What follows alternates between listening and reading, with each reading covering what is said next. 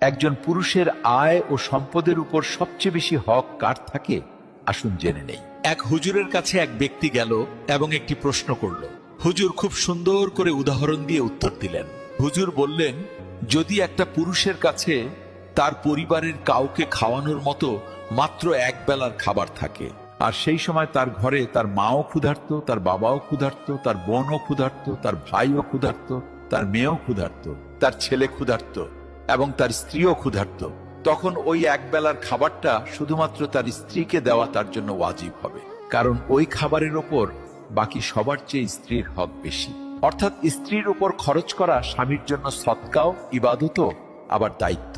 কারণ স্ত্রী হলো এমন এক আত্মীয় যে আপনার রক্তের সম্পর্ক নয়, কিন্তু তার বিশ্বস্ততা দেখুন কত গভীর।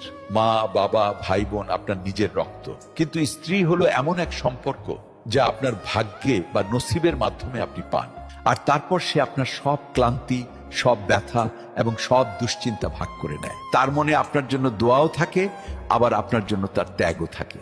আর আল্লাহ এই সম্পর্ক নিয়ে বলেছেন, নারীরা তোমাদের জন্য পোশাক স্বরূপ আর তোমরা তাদের জন্য পোশাক স্বরূপ।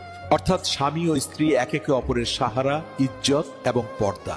তাই স্ত্রীর ওপর খরচ করা শুধু ফরজ নয়, বরং এটা ভালোবাসার বহিঃপ্রকাশ এবং সৎকাও।